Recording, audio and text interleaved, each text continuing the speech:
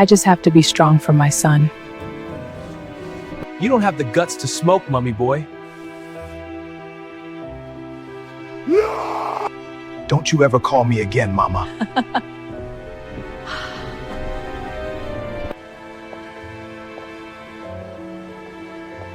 Mama?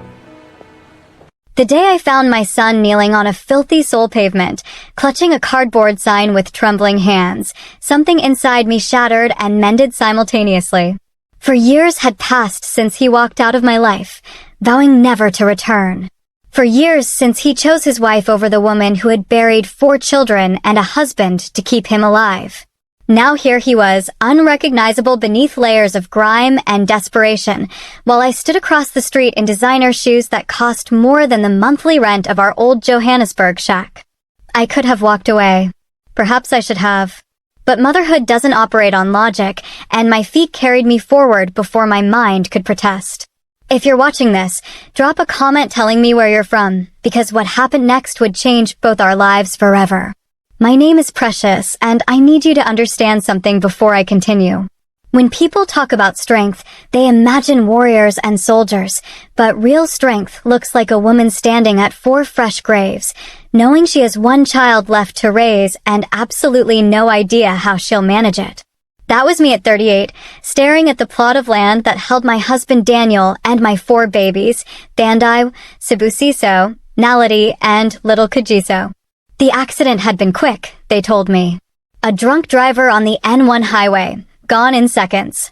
But grief isn't quick. Grief moves like molasses, thick and suffocating, filling every corner of your existence until you forget what breathing normally felt like. My husband's family descended on our home 3 days after the funeral like locusts on a harvest. Daniel had built a successful logistics company from nothing, and suddenly everyone remembered they were related to him. His brother Tabo led the charge, standing in my living room with papers he claimed Daniel had signed, transferring everything to the family trust. I was too broken to fight, too shattered to even comprehend what was happening. They took the house, the cars, the business, the bank accounts. They left me with Wazi, my surviving son who was 15 at the time, and exactly 800 rand to my name. We moved into a 2-room shack in Alexandra Township. The walls were corrugated iron that heated up like an oven during summer and leaked during the rains. I could hear everything the neighbors did, every argument, every moment of intimacy, every child's cry. Wazi took the small mattress, and I slept on blankets on the concrete floor. At night, I would wait until he was asleep before I allowed myself to cry, pressing my face into those thin blankets to muffle the sound. A mother's pain should be silent, I thought. A child shouldn't have to carry the weight of his mother's grief on top of his own. I found work cleaning offices in Sandton, the wealthy suburb where I had once lived. The irony wasn't lost on me as I scrubbed toilets in buildings I used to enter through the front doors, dressed in my best clothes. Now I came through service entrances before dawn, invisible to the people who worked there. The pay was terrible, barely enough to buy maize meal and beans, but I took every shift I could get. Sometimes I worked 18-hour days, moving from one building to another, my hands raw from chemicals, my back screaming in protest. Wazi changed during those years.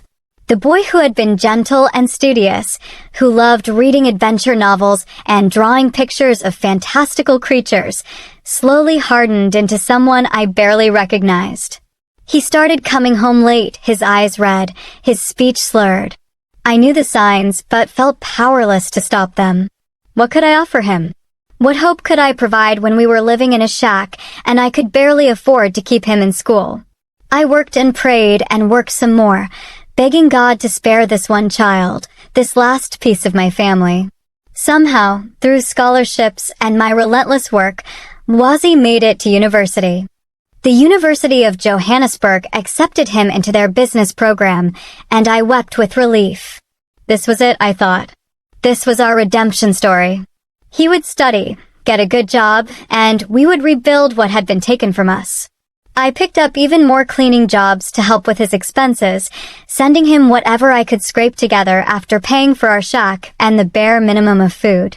But university introduced Wazi to a world I couldn't protect him from. He fell in with a crowd that valued parties over studying, status over substance. He started smoking, first cigarettes, then marijuana, then harder things I didn't want to name.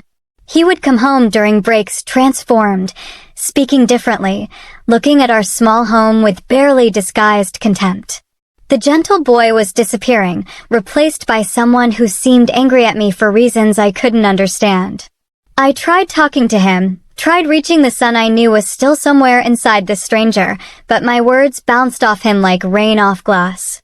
In his second year, he called me with news that made my blood run cold. There was a girl, he said. She was pregnant. Her name was Daika Lady, and her family was demanding marriage. I took 2 buses and a taxi to campus to meet her, hoping maybe we could find some common ground, mother to future daughter. Daika Lady was beautiful in that sharp, calculated way some young women master early. She looked me up and down when we met, taking in my worn dress and scuffed shoes, and I saw something flicker in her eyes that made my stomach clench. Not warmth or nervousness or even fear. Calculation. They married quickly in a small ceremony her family arranged. I wasn't invited to help plan anything, wasn't consulted on any decisions. I was simply told when and where to show up.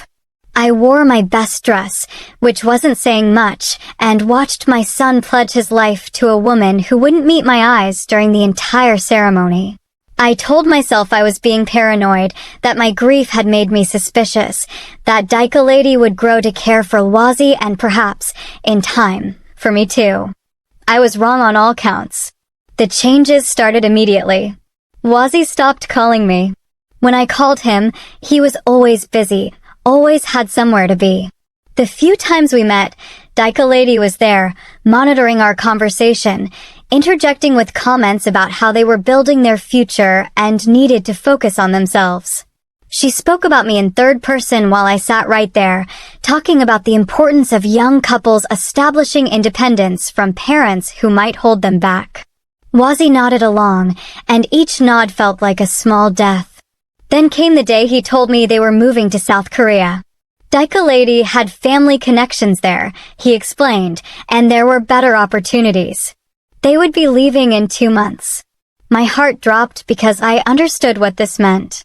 The physical distance would make the emotional distance he had already established complete and permanent. I begged him to reconsider, reminded him of everything we had survived together, but he looked at me with eyes that had gone cold and told me I was being selfish, that I needed to let him build his own life. Our last conversation before he left happened outside my shack. He had never brought Daika Lady there, too ashamed of where his mother lived, but he came alone that day. I thought maybe this was it. Maybe he was coming to say goodbye properly, to bridge the gap that had grown between us. Instead, he told me that Daika Lady thought it was best if we had no contact for a while.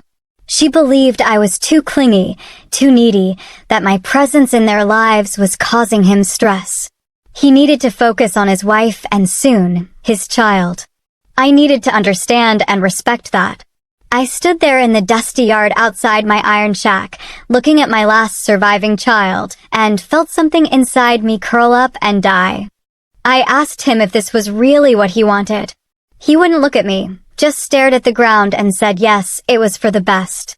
Then he left, and I didn't hear from him for 4 years. The first few months after Wazi left were the darkest of my life, and that's saying something considering I had already lived through losing 4 children and a husband. At least with them, I had the clarity of death, the finality of burial, the community support that comes with visible tragedy. But this loss was ambiguous, undefined. My son was alive somewhere, starting a family, living a life I wasn't part of, and I was expected to just accept that and move on. I couldn't eat, couldn't sleep without nightmares, couldn't find any reason to continue the exhausting cycle of work and survival. The church saved me, plain and simple. Pastor Nomvula from the Assemblies of God Church in Alexandria noticed I had stopped attending services. She showed up at my shack one Saturday morning, knocked until I answered, took one look at me and didn't ask permission before walking in, sitting down and refusing to leave until I talked. I told her everything, the words pouring out like water from a broken pipe, and she listened without judgment, without platitudes, without trying to fix what couldn't be fixed. When I finally stopped talking, she said something I will never forget. She said that sometimes God takes us through fire not to destroy us, but to burn away everything that isn't essential, so we can see who we really are underneath all the loss. I started attending church again, first because Pastor Nomvula would literally come get me if I didn't show up, later because I found something there I desperately needed. Not answers, I had learned that some questions don't have answers, but community. Purpose. A reason to wash my face and put on clean clothes and walk out my door. I joined the women's prayer group, then the choir, then started helping with the feeding program for street children. Slowly, so slowly I barely noticed it happening, I began to remember who Precious was before she became defined entirely by her losses. Healing isn't linear, and it certainly isn't quick. There were days I would be fine, functional, even happy, and then I would see a mother with her son at the market, their heads bent together over some shared joke, and the grief would slam into me so hard I had to grip the nearest wall to stay upright. But those days became less frequent, and the spaces between them grew wider, until I realized I had gone a whole week without crying, then 2 weeks, then a month. 2 years after Wazi left, I met Juno. He was volunteering at an NGO that worked with the church's feeding program, a quiet Korean man with gentle eyes who spoke broken English and seemed genuinely interested in understanding the community he was serving. We started talking during the food distributions, short conversations about logistics that slowly expanded into longer discussions about life, loss, faith. He told me about losing his wife to cancer, about the emptiness that followed, about finding purpose in service. I told him a sanitized version of my story, leaving out the parts that still hurt too much to voice. Juno was patient in a way I had forgotten men could be. He didn't push for more than I was ready to give, didn't treat my grief as something to be fixed or rushed through. He simply showed up, consistently, reliably, and slowly I found myself looking forward to the days I knew he would be at the church. 6 months into our friendship, he asked if I would have dinner with him, and I said yes before I could overthink it. Our relationship developed slowly, carefully, two wounded people learning to trust again. Juno told me about his work in international finance, about investments and markets and opportunities. He spoke with passion about financial literacy and how access to capital could transform communities. I listened, fascinated despite having no background in any of this, and asked questions that made him smile and explain more. He started teaching me, bringing books and articles, sketching out concepts on napkins during our dinners. He said I had a natural aptitude for seeing patterns and understanding risk, skills I had developed through years of survival that translated surprisingly well to financial analysis. One evening, about a year into our relationship, Juno presented me with a proposal. He wanted to start a microfinance company focused on supporting women entrepreneurs in townships, and he wanted me as his partner. Not his employee, his partner. Equal ownership, equal decision-making.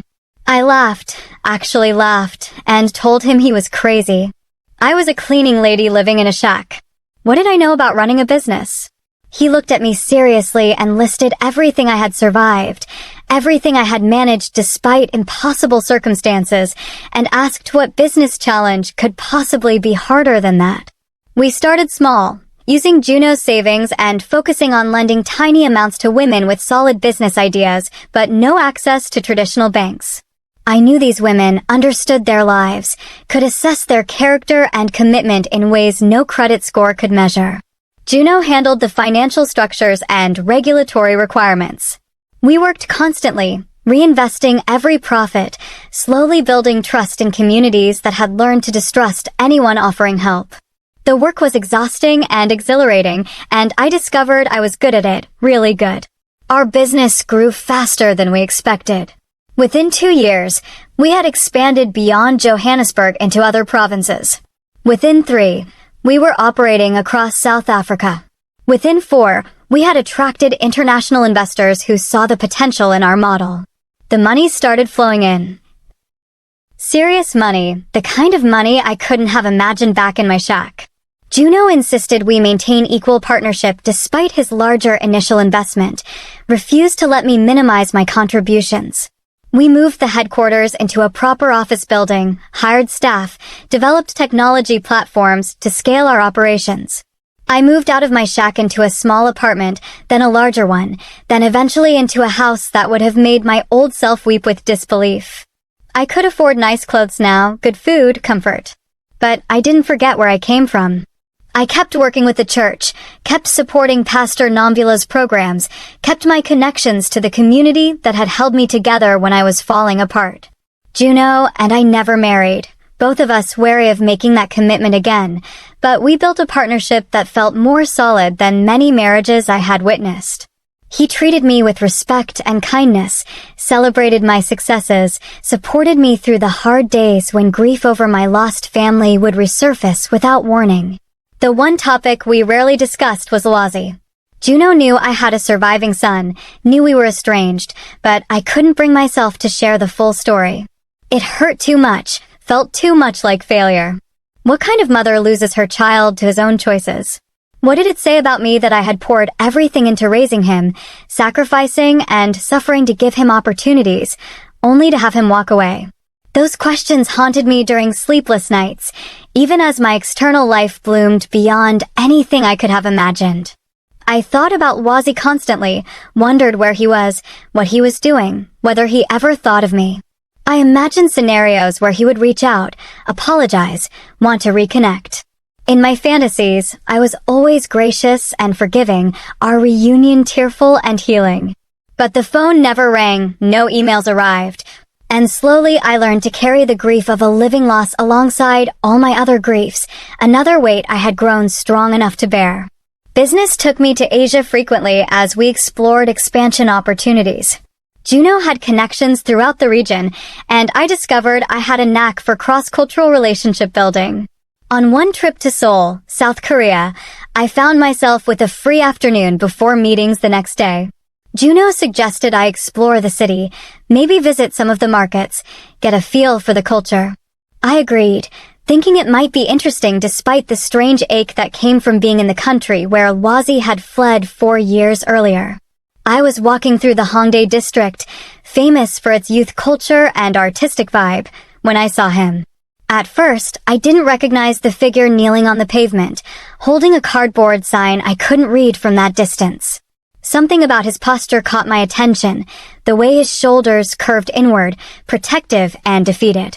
I moved closer, dodging through the crowd of young people streaming past this beggar they had long learned to ignore. And then I was close enough to see his face, and my entire world tilted sideways. Wazi looked nothing like the confident young man who had walked away from me 4 years ago. His clothes were filthy and torn, his hair matted, his face gaunt with malnutrition, and etched with lines that aged him a decade. His hands shook as he held the sign, and I realized he was crying, tears making clean tracks through the grime on his cheeks. I stood there across the street, frozen in a moment that felt suspended outside normal time, watching my baby boy reduced to this, and felt every emotion I had carefully managed for 4 years crash over me simultaneously. I could have walked away. Part of me wanted to, the part that remembered his cold eyes when he told me Daika Lady thought I was too needy.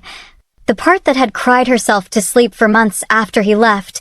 The part that had learned to build a life without him because survival demanded it. But I am a mother before I am anything else, and my feet carried me across the street before I gave them permission. I knelt down in front of him, not caring about my expensive dress or the sidewalk grime, and said his name softly. His head jerked up, and for a moment he looked at me without recognition, his mind clearly struggling to process why this well-dressed woman knew his name.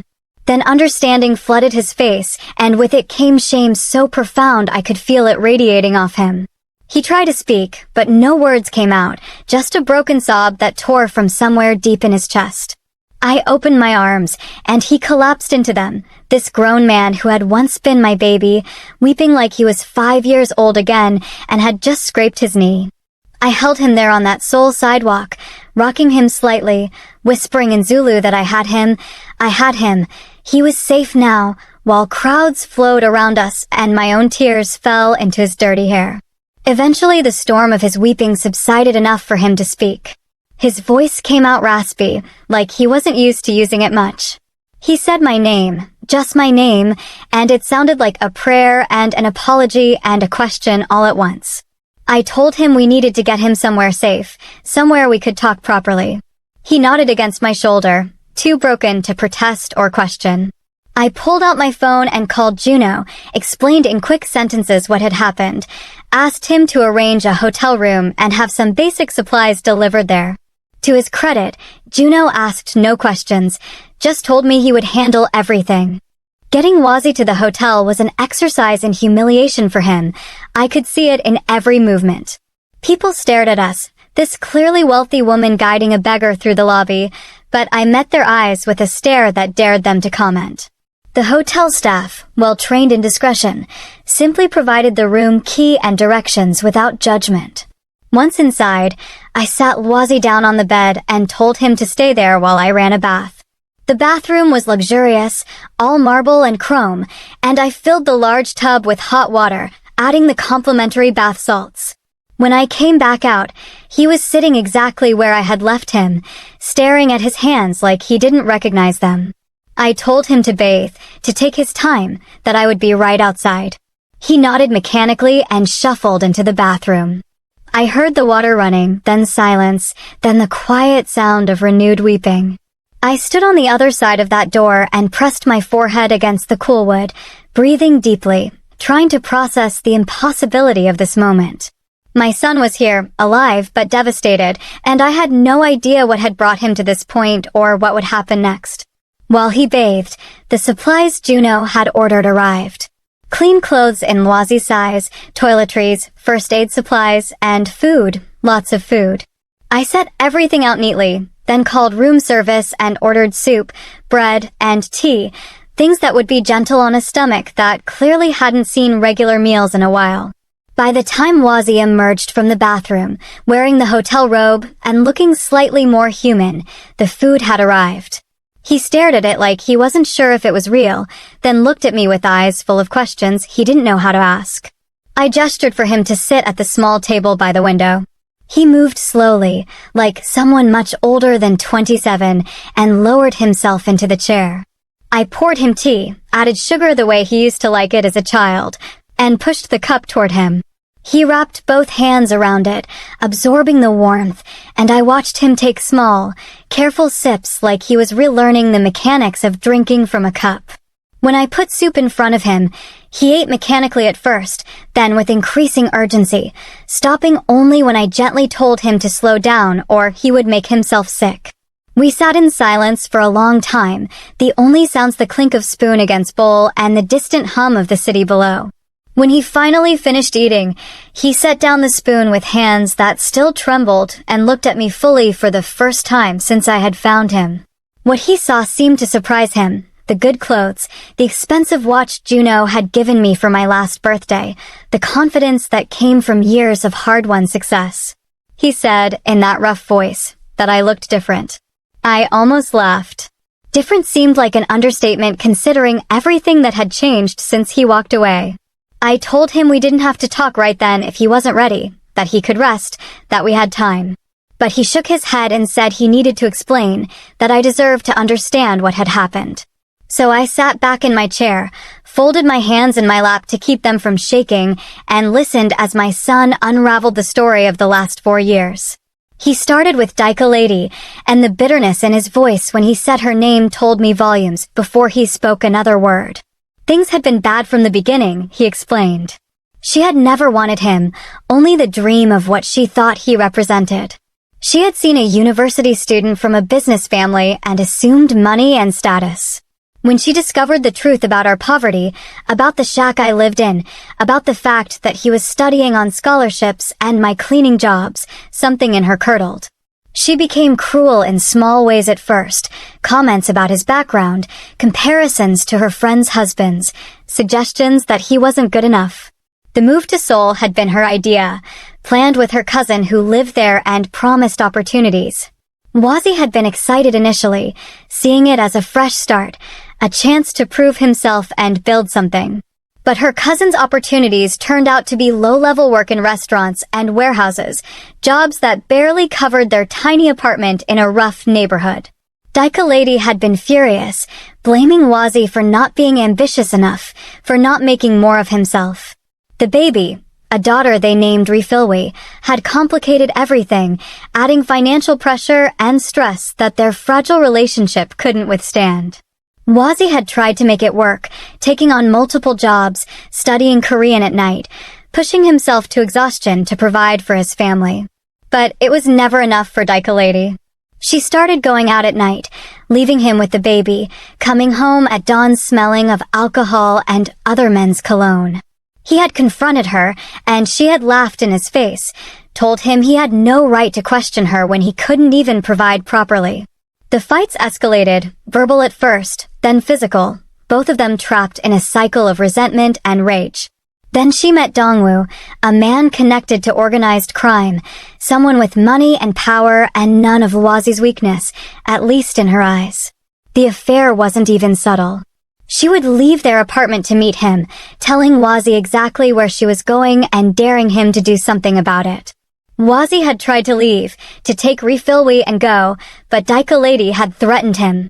She told him that Dongwoo had connections, that if Wazi tried to take the child or expose the affair, he would disappear and no one would ever find his body.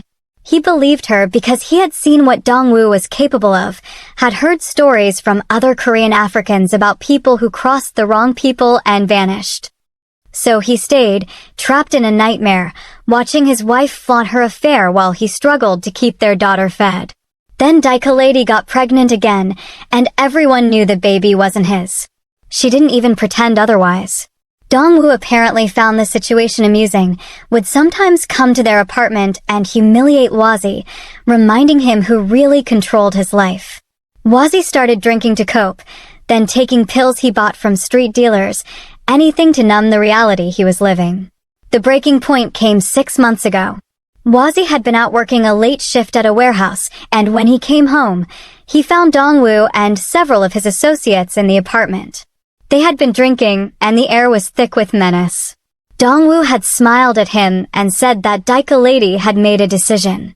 She was moving in with Dongwoo officially, taking both children, and Wazi needed to sign papers agreeing to this and relinquishing all parental rights. If he refused, well, Dongwoo had been very explicit about what would happen. Wazi had signed the papers with hands that shook so badly he could barely hold the pen, watched them take his daughter, and after they left, he had broken down completely.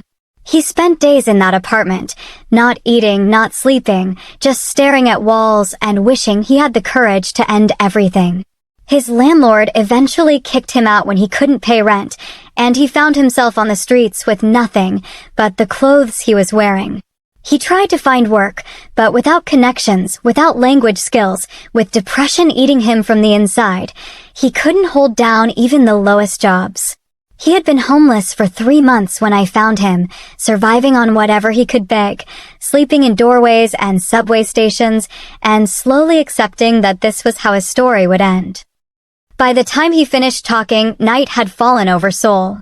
I sat in that hotel room listening to my son describe the systematic destruction of his life, and felt such a complex tangle of emotions I couldn't name them all. Anger at Daika Lady for her cruelty. Rage at Dongwoo for his abuse. Fury at Wazi for the choices that had led him here. But underneath all of that, overwhelming all of that, was a mother's grief for her suffering child and a powerful, painful love that had survived 4 years of separation. I told him I was glad he was alive, that I had prayed for this even when I didn't know if I believed in prayer anymore, that seeing him again was an answer I had stopped hoping for. But I also told him, with a steadiness that surprised me, that I couldn't just fix this, couldn't wave a hand and make everything better.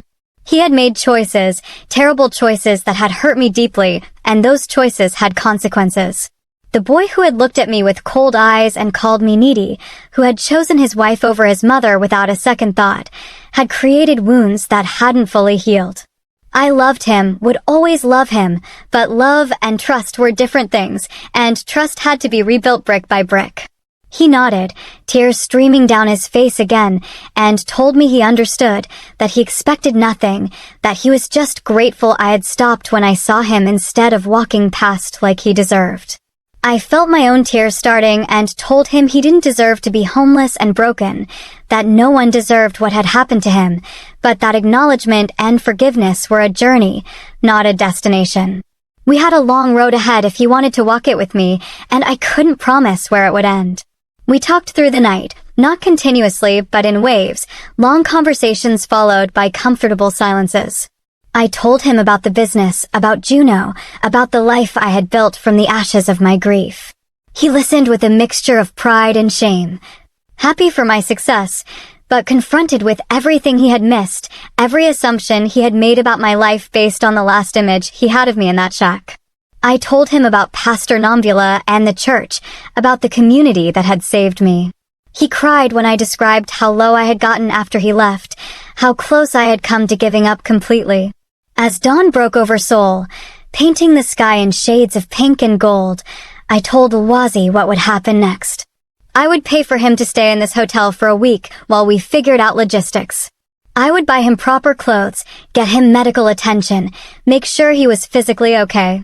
I would help him get his documents in order, deal with his visa situation, and, if he wanted, arrange for him to return to South Africa. But I would not welcome him back into my life immediately, would not pretend that 4 years of silence could be erased with one night of explanations. He would need to do the work of healing himself, of addressing his addiction issues, of processing his trauma. And while he did that work, I would do my own work of deciding how much space I could make for him in the life I had built without him. He accepted these terms without argument, with a humility that was new and painful to see. This broken version of my son understood something the confident young man who had left me never had. That actions have consequences, that love requires work, that reconciliation is a gift, not an entitlement. Over the next week, I saw Wazi every day.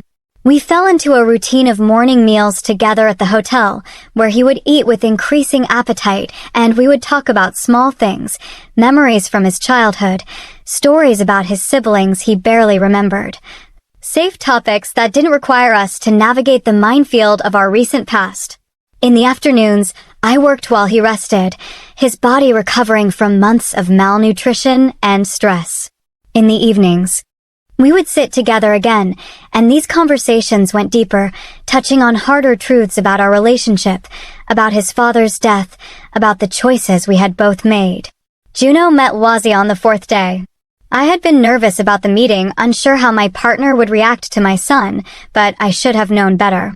Juno greeted Wazi with warmth and without judgment, treating him like a person of value rather than a charity case. They talked about Korea, about Juno's own struggles after his wife's death, about the importance of community and purpose in healing. I watched them together and felt something loosen in my chest, hope maybe, or the beginning of forgiveness. On the 7th day, Wazi and I had the conversation I had been dreading. He asked about coming home to South Africa, about what that would look like. I had spent the week thinking about this, praying about it, talking it through with Juno, and on a long phone call with Pastor Nomvula. I told Wazi that I would pay for his ticket home, would help him get settled in his own place, not with me, but close enough that we could continue rebuilding our relationship. I would help him get into a treatment program for his substance abuse, would support him through that process. But he needed to understand that my help came with expectations. He would need to attend therapy, work an honest program of recovery, find employment when he was ready, and most importantly, respect my boundaries. I was his mother, would always be his mother, but I was also a person who had been hurt and needed to protect myself. He agreed to everything, and I believed he meant it in that moment, though I knew from experience that meaning something and doing it were different things. We spent the rest of that day handling practical matters, getting his documents sorted, booking his flight, buying clothes and essentials. That evening, our last in Seoul together, we sat in his hotel room, and he asked me about Refilwi, his daughter.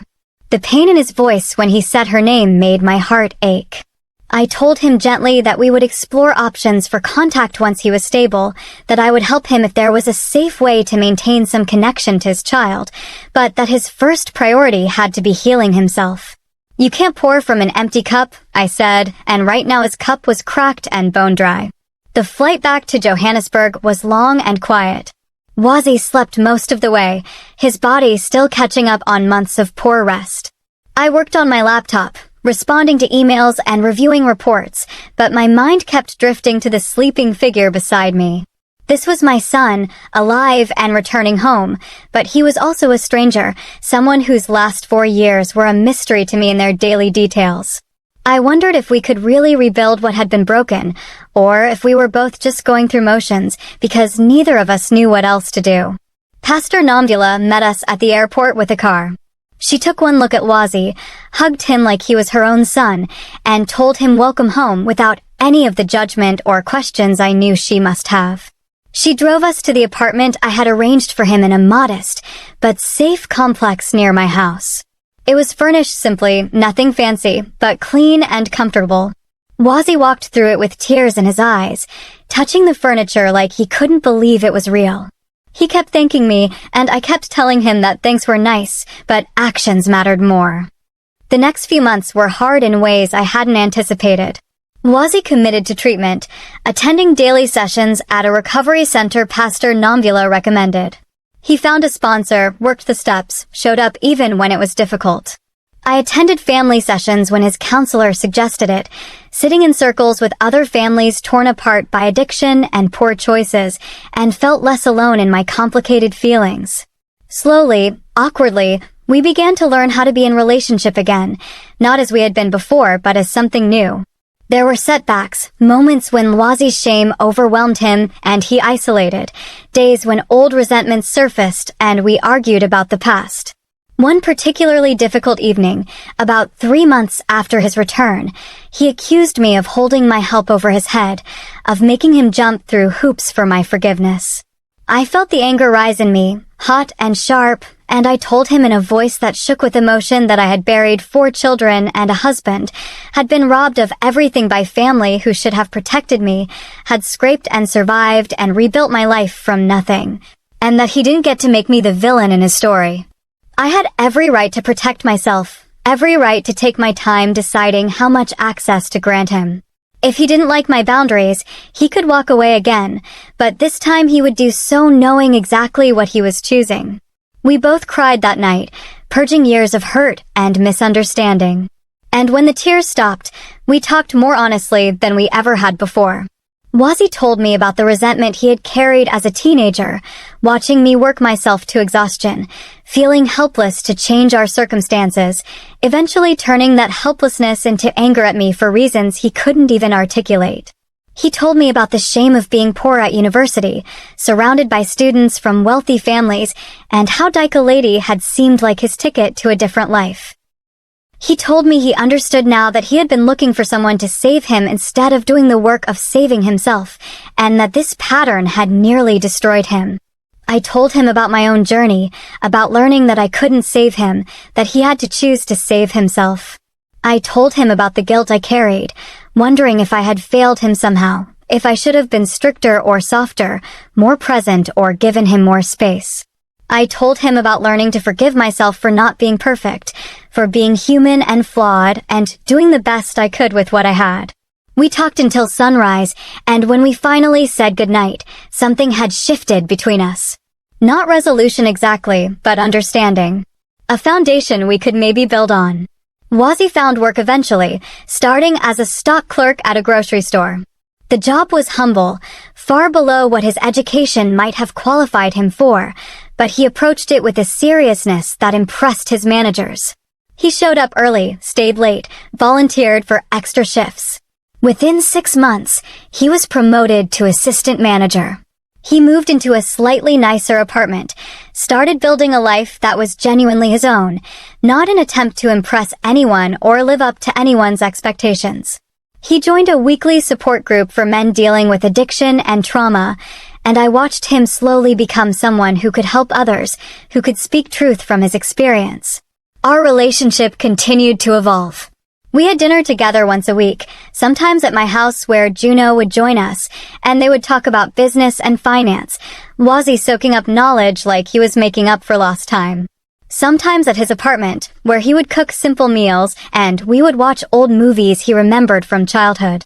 We didn't talk about the past every time we met, learning instead to exist together in the present, building new memories that weren't defined entirely by loss and pain.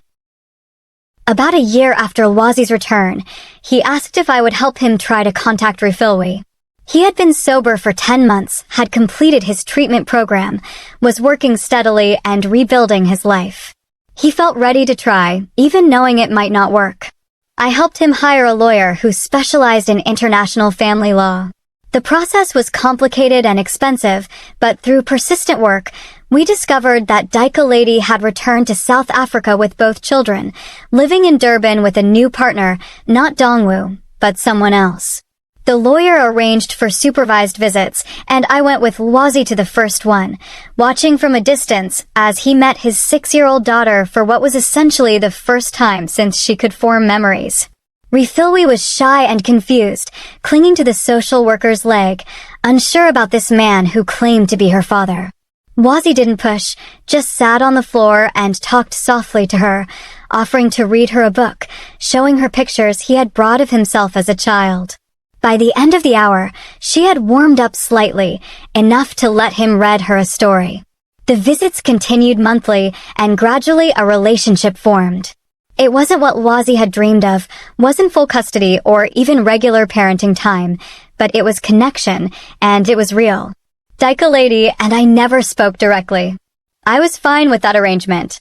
She had damaged my son profoundly, and while I believed in forgiveness, I also believed in wisdom, and wisdom said some people didn't deserve access to your life. Through lawyers and social workers, we maintained a civil relationship focused entirely on what was best for Refilwe. That was enough. 2 years after I found Wazzy on that soul street, we sat together in my living room on a quiet Sunday afternoon. Juno was out playing golf with friends, and it was just the two of us, something that had become comfortable rather than fraught. Wazzy looked healthy now, had gained back weight. His eyes were clear, his hands steady. He had been promoted again at work and was considering going back to school part-time to finish his degree. He talked about his plans, his hopes, and I listened with a fullness in my chest that I recognized as pride. At some point in the conversation, he stopped talking and just looked at me for a long moment. Then he said something I will carry with me forever. He said thank you for not giving up on me, even when I gave up on myself, even when I didn't deserve your faith. Thank you for seeing something in me worth saving. I felt tears prick my eyes and told him that I hadn't saved him, that he had done that hard work himself, that I had just been there, which is what mothers do. He shook his head and said, "No, you did more than just be there. You held space for me to become someone better. You loved me enough to demand I do the work instead of enabling my destruction. You showed me what real strength looks like." We cried together, not tears of sadness, but of release, of acknowledgement, of gratitude for having survived everything that could have destroyed us. When the tears stopped, I told him what I had been thinking about for months. I told him I forgave him, fully and completely, not because he had earned it through good behavior, though he had certainly done the work, but because holding on to resentment was a weight I no longer wanted to carry. Forgiveness was a gift I gave myself as much as him, a way to close old wounds so they could finally scar over. He asked if this meant things were okay now, if we were back to how we used to be. I smiled and told him no, we would never be back to how we used to be, and that was a good thing. The relationship we had before was built on dependence and unmet expectations and unspoken pain. This new relationship we were building was based on honesty and boundaries and hard-won understanding. It was better, healthier, more real. We were learning to love each other not as idealized versions, but as flawed, complicated humans who were both doing our best. Wazzy nodded, understanding in his eyes, and we sat together in companionable silence as afternoon faded into evening. Outside, Johannesburg hummed with life, millions of stories unfolding simultaneously, but in that moment, in my living room, There was just a mother and her son, survivors both, who had found their way back to each other through the wreckage. I think about that day often, about how close we came to a completely different ending. If I had walked past him on that soul street, if I had let my hurt override my love, if he had given up one day earlier, or if I had found him one day later. But we are not defined by the disasters we almost experienced. We are defined by how we respond to the disasters that actually happen, by the choices we make in the aftermath, by our willingness to keep trying even when everything suggests we should quit. My story with Wazi isn't a fairy tale with a neat resolution. There are still hard days, still moments of tension, still old wounds that ache when the weather changes. But it is real, and it is ours, and we built it together from ruins. I am proud of that, proud of us, proud of the work we did to get here. I look at my son now, living his life with intention and purpose, facing his demons instead of running from them, and I see the best kind of redemption, the kind that requires daily choice and constant effort. Juno and I talk sometimes about what it means to build family from brokenness.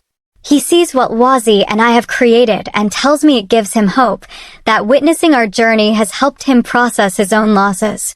We are all walking each other home. I tell him, all of us wounded people trying to be gentle with each other's tender places while we heal. It is hard work, this business of loving imperfect people imperfectly, but it is the most important work any of us will ever do.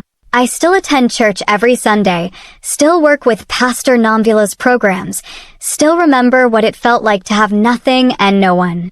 My business continues to grow, but I measure success differently now, less by profit margins and more by lives changed, communities strengthened, families restored. Juno and I opened a foundation last year focused on helping homeless youth, particularly those struggling with addiction and mental health issues. Wazi volunteers there twice a week, sharing his story with kids who are living versions of who he used to be, offering hope that change is possible. On Sundays after church, when the weather is nice, Wazi and I sometimes drive out to the cemetery where Daniel and my 4 babies are buried. We bring flowers, sit on the grass, tell them about our lives. Wazi talks to the siblings he barely knew, tells them about Refilwi, about his job, about the man he is becoming. I watch him do this and think about how death and loss are not the end of anything, how the people we lose continue to shape us long after they are gone, how love persists even through the deepest grief. I am not the same woman who stood at those graves 17 years ago, broken and empty and wondering how to survive. Life has marked me, scarred me, transformed me. I am stronger now and softer, harder to break and easier to reach. I understand things I wish I didn't have to understand about pain and resilience and the complicated nature of forgiveness. But I also understand things about joy and gratitude and the stunning gift of second chances that I might never have learned if my path had been easier. My son came back to me, not the son I lost, but a different version, one shaped by his own journey through darkness. And I came back to myself, not the person I was before tragedy struck, but someone new, forged in fire and refined by suffering. We found each other in the wreckage and decided to build something beautiful from the broken pieces. That is enough. That is more than enough. That is everything.